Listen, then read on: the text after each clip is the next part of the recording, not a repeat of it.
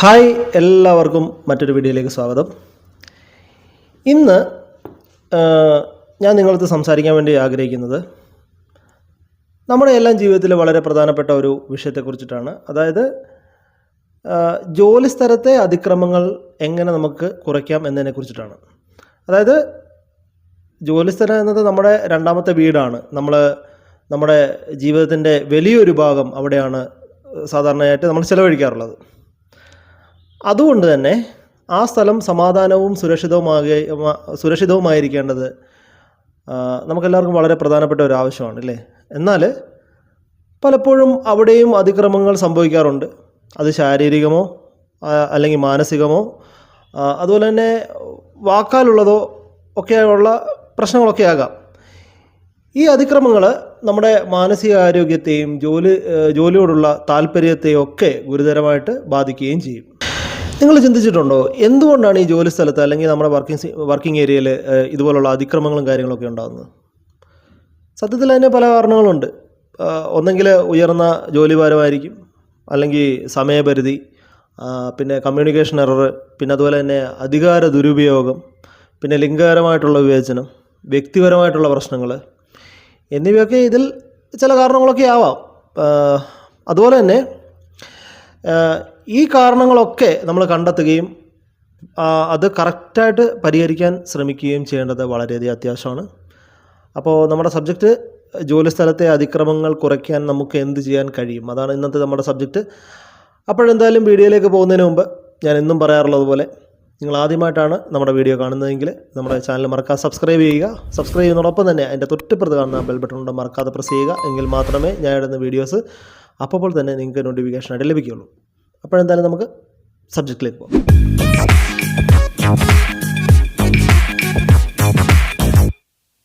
അതിലൊന്നാമത്തെ point എന്താണെന്ന് വെച്ച് കഴിഞ്ഞാൽ പോളിസീസ് ആൻഡ് റെഗുലേഷൻസ് ആണ്. അതായത് നയങ്ങളും നിയമങ്ങളും മലയാളത്തിൽ പറയുകയാണെങ്കിൽ. അതായത് ഓരോ സ്ഥാപനത്തിലും ജോലിസ്ഥലത്തെ അതിക്രമങ്ങൾ തടയാൻ വേണ്ടിയിട്ട് വ്യക്തമായിട്ടുള്ള പോളിസികളും നിയമങ്ങളും ഒക്കെ ഉണ്ടായിരിക്കേണ്ടത് വളരെ പ്രധാനപ്പെട്ട ഒരു കാര്യമാണ്. അതായത് ജീവനക്കാരെ സംരക്ഷിക്കുന്നതിനും അതിക്രമങ്ങൾ ഉണ്ടാകുമ്പോൾ ശരിയായ രീതിയിൽ കൈകാര്യം ചെയ്യുന്നതിനൊക്കെ ഇത് നമ്മളെ സഹായിക്കുന്നതാണ്. ഒരു മികച്ച പോളിസിയിൽ ഇനി ഞാൻ പറയുന്ന കാര്യങ്ങൾ ഉൾപ്പെടുത്താൻ വേണ്ടിയിട്ട് പ്രത്യേകം ശ്രദ്ധിക്കുക. ഇതിലൊന്നാമതായിട്ട് പറയാനുള്ളത് എന്താണ് അതിക്രമം, അല്ലെങ്കിൽ വാട്ട് ഈസ് ഹറാസ്മെൻറ്റ്. ശാരീരികമായിട്ടുള്ള സ്പർശനം, വാക്കാലുള്ള ഭീഷണി, മാനസികമായിട്ട് വേദനിപ്പിക്കുക, പിന്നെ അതുപോലെ തന്നെ സൈബർ അതിക്രമങ്ങൾ തുടങ്ങിയിട്ടുള്ള അതിക്രമങ്ങളുടെ വിവിധ രൂപങ്ങളെക്കുറിച്ചിട്ട് ഈ പോളിസിയിൽ കൃത്യമായിട്ട് മെൻഷൻ ചെയ്തിരിക്കണം.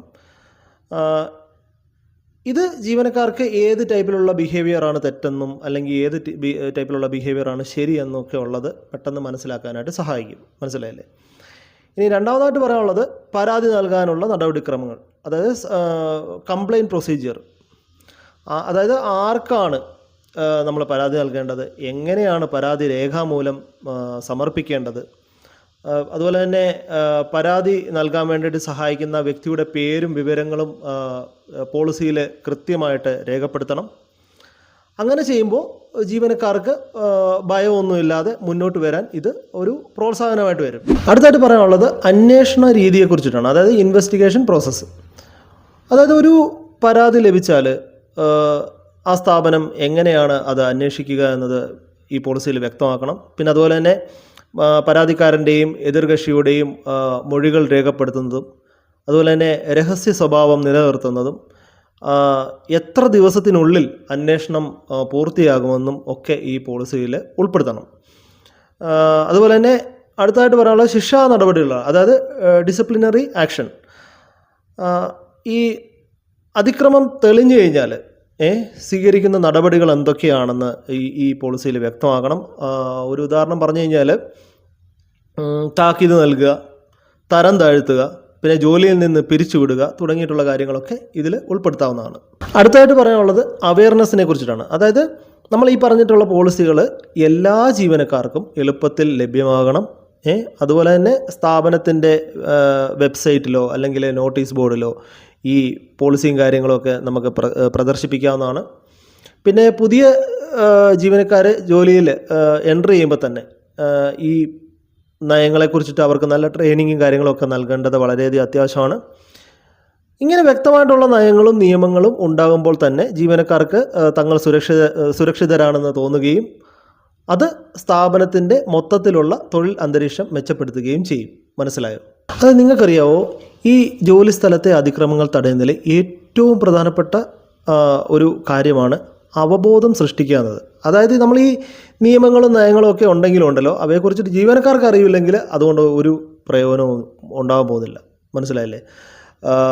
പിന്നെ അതുപോലെ തന്നെ അതിക്രമങ്ങളെക്കുറിച്ചിട്ട് ശരിയായിട്ടുള്ള വിവരങ്ങൾ എല്ലാവരിലേക്കും എത്തിക്കുന്നതിലൂടെ നമുക്കൊരു നല്ല തൊഴിൽ സംസ്കാരം വളർത്തിയെടുക്കാനൊക്കെ സാധിക്കുന്നതാണ്. അപ്പോൾ നമ്മൾ ഈ അവബോധം വളർത്താൻ വേണ്ടിയിട്ട് ചെയ്യേണ്ട കുറച്ച് കാര്യങ്ങളുണ്ട്. അതെന്തൊക്കെയാണെന്ന് നമുക്ക് നോക്കാം. അതിൽ ഒന്നാമതായിട്ട് പറയാനുള്ളത് ട്രെയിനിങ് പ്രോഗ്രാംസിനെ കുറിച്ചിട്ടാണ്. അതായത് എല്ലാ ജീവനക്കാർക്കും, പ്രത്യേകിച്ച് നമ്മുടെ മാനേജർമാർക്കും സൂപ്പർവൈസർമാർക്കും ഒക്കെ ഈ ഒരു ട്രെയിനിങ് നൽകണം. ഈ ട്രെയിനിങ്ങിൽ ഇനി പറയാൻ പോകുന്ന കാര്യങ്ങളുണ്ടല്ലോ, ഞാൻ ഇനിയും പറയാൻ പോകുന്ന കാര്യങ്ങളോട് ഉൾപ്പെടുത്തുന്നത് കുറച്ചുകൂടെ നന്നായിരിക്കും. അതായത് എന്താണെന്ന് വെച്ച് കഴിഞ്ഞാൽ, ഒന്നാമത്തെ കാര്യം അതിക്രമങ്ങളുടെ വിവിധ രൂപങ്ങളാണ്. അതായത് ശാരീരികമായിട്ടുള്ള അതിക്രമങ്ങൾ മാത്രമല്ല, വാക്കുകളിലൂടെയുള്ള അപമാനം, പിന്നെ അതുപോലെ തന്നെ ഭീഷണിപ്പെടുത്തലുകൾ, പിന്നെ അതുപോലെ തന്നെ സാമൂഹികമായിട്ടുള്ള ഒറ്റപ്പെടുത്തലുകൾ എന്നിവയൊക്കെ അതിക്രമത്തിൻ്റെ ഭാഗമാണെന്ന് ഇവർക്ക് കറക്റ്റായിട്ട് നമ്മൾ മനസ്സിലാക്കി കൊടുക്കണം. പിന്നെ രണ്ടാമത്തെ കാര്യം എന്താണെന്ന് വെച്ച് കഴിഞ്ഞാൽ, വിവേചനങ്ങളെക്കുറിച്ചിട്ട്, അതായത് ലിംഗം, ജാതി, മതം, പ്രായം, ശാരീരികാവസ്ഥ എന്നിവയുടെ പേരിൽ ഉണ്ടാകാവുന്ന വിവേചനങ്ങൾ എങ്ങനെ അതിക്രമങ്ങളിലേക്ക് നയിക്കുന്നു എന്നുള്ള കാര്യങ്ങളൊക്കെ ഇവർക്ക് പറഞ്ഞ് മനസ്സിലാക്കി കൊടുക്കേണ്ടത് വളരെയധികം അത്യാവശ്യമാണ്. അടുത്തായിട്ട് നമ്മൾ ഈ ട്രെയിനിങ്ങിൽ ഉൾപ്പെടുത്തേണ്ടത്, ഈ അതിക്രമം നേരിട്ടാൽ ആരെയാണ് സമീപിക്കേണ്ടത്, എങ്ങനെയാണ് പരാതി നൽകേണ്ടത്, പിന്നെ അതുപോലെ തന്നെ പരാതിക്കാരൻ്റെ സ്വകാര്യത നമ്മൾ എങ്ങനെ സംരക്ഷിക്കപ്പെടും തുടങ്ങിയിട്ടുള്ള കാര്യങ്ങളൊക്കെ അവരെ കറക്റ്റായിട്ട് പറഞ്ഞ് മനസ്സിലാക്കണം. മനസ്സിലായില്ലേ? പിന്നെ അതുപോലെ തന്നെ അടുത്തായിട്ട് പറയാനുള്ള വർക്ക്ഷോപ്പ് ആൻഡ് ഡിസ്കഷൻസ് ആണ്. അതായത് ചെറിയ ഗ്രൂപ്പുകളായിട്ട് നമ്മളിങ്ങനെ വർക്ക്ഷോപ്പൊക്കെ നടത്തുന്നത് വളരെയധികം ഫലപ്രദമാണ്. ഇതിൽ നമുക്ക് ജീവനക്കാർക്ക് ചോദ്യങ്ങൾ ചോദിക്കാനും തങ്ങളുടെ അനുഭവങ്ങളൊക്കെ അങ്ങോട്ടും ഇങ്ങോട്ടും ഷെയർ ചെയ്യാനും ഒക്കെ നമുക്ക് അവസരം നൽകാവുന്നതാണ്. അങ്ങനെ ചെയ്യുമ്പോൾ ഉണ്ടല്ലോ, ഇതൊരു തുറന്ന സംഭാഷണത്തിലോട്ട് വഴിയൊരുക്കുകയും ചെയ്യുമെന്നുള്ളതാണ്. ഇനിയും പറയാനുള്ളത് എന്താണെന്ന് വെച്ച് കഴിഞ്ഞാൽ, മേക്കിംഗ് ഇൻഫർമേഷൻ അവൈലബിൾ ആണ്. അതായത് നമ്മൾ ഈ പോസ്റ്ററുകൾ, നോട്ടീസ് ബോർഡുകൾ, ഇമെയിലുകൾ, പിന്നെ അതുപോലെ ഇൻട്രാനെറ്റ് പോർട്ടലുകൾ എന്നിവയിലൂടെയൊക്കെ ഈ അതിക്രമ വിരുദ്ധ നയങ്ങളെക്കുറിച്ചിട്ടുള്ള, അതായത് പോളിസിയെക്കുറിച്ചിട്ടുള്ള വിവരങ്ങൾ തുടർച്ചയായിട്ട് നമ്മൾ പ്രചരിപ്പിക്കുക എന്നുള്ളതാണ്.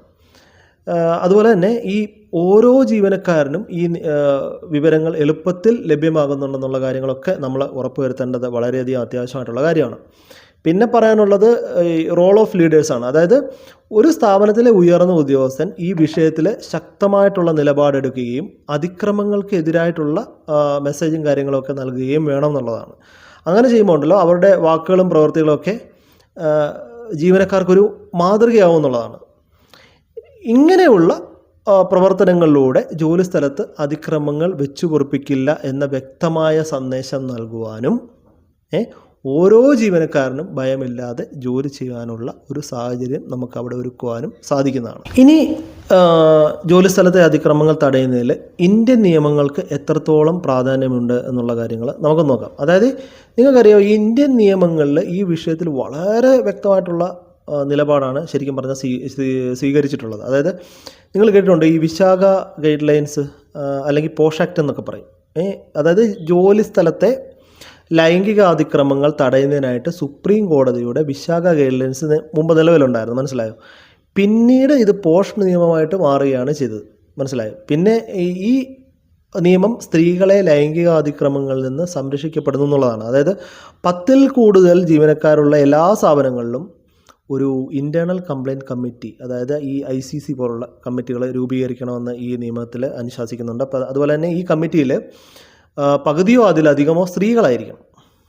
മനസ്സിലായോ? പിന്നെ അതുപോലെ തന്നെ പുറത്തു നിന്നുള്ള ഒരു അംഗവും ഇതിൽ ഉണ്ടായിരിക്കണം എന്നും പറയപ്പെടുന്നുണ്ട്. പിന്നെ അതുപോലെ തന്നെ ഈ കമ്മിറ്റിക്ക് ലഭിക്കുന്ന പരാതികൾ സമയബന്ധിതമായി അന്വേഷിച്ചിട്ട് നടപടിയെടുക്കാനുള്ള അധികാരവും ഉണ്ട്. മനസ്സിലായോ? അതുപോലെ തന്നെ നിങ്ങൾക്ക് വേറൊരു സംഭവം അറിയാം. അതായത് ഈ വർക്ക് സ്പേസിലെ അതിക്രമങ്ങൾ തടയുന്നതിൽ പോഷ് നിയമം പ്രധാന പങ്ക് വഹിക്കുമ്പോൾ തന്നെ എല്ലാത്തരം അതിക്രമങ്ങളെയും നേരിടാൻ ഇന്ത്യൻ പീനൽ കോഡ് അല്ലെങ്കിൽ IPC എന്ന പൊതു നിയമവും നമുക്ക് ഉപയോഗിക്കാവുന്നതാണ്. അതായത് ലൈംഗിക അതിക്രമങ്ങൾ മാത്രമല്ല, നമുക്ക് ശാരീരികമായിട്ടുള്ള ആക്രമങ്ങൾ പിന്നെ അതുപോലെ തന്നെ ഭീഷണികൾ, പിന്നെ അപമാനം, അപകീർത്തിപ്പെടുത്തലുകൾ എന്നിവയെല്ലാം IPCയുടെ പരിധിയിൽ വരും. ഇനി നമ്മൾ ഈ വർക്ക് സ്പേസിലെ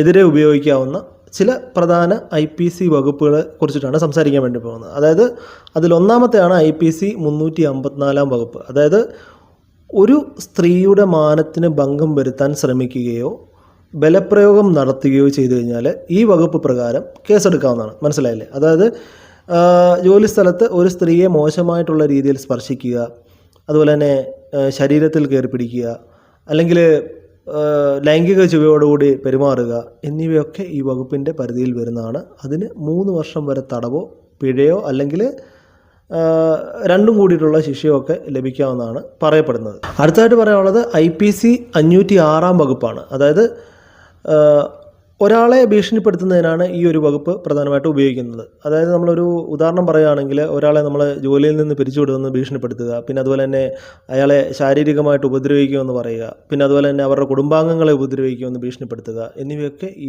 ഈ സെക്ഷനിൽ വരുന്നതാണ്. ഇതിന് 7 വർഷം വരെ തടവ് ശിക്ഷ ലഭിക്കാമെന്നാണ് പറയപ്പെടുന്നത്. ഇനി അടുത്തതായിട്ട് പറയാനുള്ളത് IPC 509 വകുപ്പാണ്. അതായത് ഒരു സ്ത്രീയുടെ അന്തസ്സിന് കളങ്കം വരുത്തുന്ന വാക്കുകൾ ഉപയോഗിക്കുകയോ ആംഗ്യങ്ങൾ കാണിക്കുകയോ ഒക്കെ ചെയ്തു കഴിഞ്ഞാൽ ഈ വകുപ്പ് പ്രകാരം അവർക്ക് കേസെടുക്കാമെന്നാണ് പറയപ്പെടുന്നത്. അതുപോലെ തന്നെ ജോലി സ്ഥലത്ത് ഒരു സ്ത്രീയെക്കുറിച്ചിട്ട് മോശമായി സംസാരിക്കുകയോ അവരെ അപമാനിക്കുന്ന രീതിയിലുള്ള നോട്ടങ്ങൾ നോക്കുകയോ ചെയ്യുന്നത് ഇതിൻ്റെ പരിധിയിൽ വരുന്നതാണ്. ഇതിന് 3 വർഷം വരെ തടവ് ശിക്ഷ ലഭിക്കാമെന്നാണ് പറയപ്പെടുന്നത്. അപ്പോൾ ഈ പറഞ്ഞിടത്തോളം ഈ നിയമങ്ങൾ തൊഴിലിടങ്ങളിലെ എല്ലാ ജീവനക്കാർക്കും, അതായത് സ്ത്രീക്കും പുരുഷനും ഒരുപോലെ സുരക്ഷ നൽകുന്നു എന്നുള്ളതാണ് അല്ലേ. ഒരു അതിക്രമം നടന്നാൽ പോലീസിൽ പരാതി നൽകാനും IPC പ്രകാരം നിയമ നടപടികൾ സ്വീകരിക്കാനും സാധിക്കും എന്നുള്ള കാര്യങ്ങൾ നിങ്ങൾക്ക് ഇപ്പോൾ മനസ്സിലായി എന്ന് ഞാൻ വിചാരിക്കുകയാണ്. അതുപോലെ നമ്മൾ എപ്പോഴും ഒരു കാര്യം ആലോചിക്കണം, അതായത് ഈ നിയമങ്ങളെല്ലാം നമ്മളെ സംരക്ഷിക്കാൻ വേണ്ടിയിട്ടുള്ളതാണ്. ഈ നിയമങ്ങളെക്കുറിച്ചിട്ട് നമുക്കെല്ലാവർക്കും നല്ല അറിവുണ്ടായിരിക്കണം. ഇതിലെനിക്ക് പറയാനുള്ളത്, അതിക്രമങ്ങൾ കുറയ്ക്കാൻ നമുക്കെല്ലാവർക്കും ഒരുമിച്ച് പ്രവർത്തിക്കേണ്ടത് വളരെയധികം അത്യാവശ്യമായിട്ടുള്ള കാര്യങ്ങളാണ്. ഇത് വെറും നിയമപരമായിട്ടുള്ള ഒരു കാര്യം മാത്രമല്ല, ഇത് ഒരു നല്ല സമൂഹത്തെ കെട്ടിപ്പടുക്കുന്നതിനുള്ള നമ്മുടെ ഒരു കടമ കൂടിയാണ്. നമുക്കെല്ലാവർക്കും അറിയാം, ഒരു നല്ല തൊഴിൽ അന്തരീക്ഷം സൃഷ്ടിക്കുന്നതിലൂടെ നമുക്ക് എല്ലാവർക്കും സന്തോഷത്തോടെയും സമാധാനത്തോടെയും ജോലി ചെയ്യുവാനായിട്ട് സാധിക്കുന്നതാണ്. അത്തരമൊരു ലോകം നമുക്ക് കെട്ടിപ്പടുക്കുവാൻ സാധിക്കട്ടെ എന്ന് പറഞ്ഞുകൊണ്ട് മറ്റൊരു ദിവസം മറ്റൊരു വീഡിയോയുമായിട്ട് വീണ്ടും കാണാം. Good bye.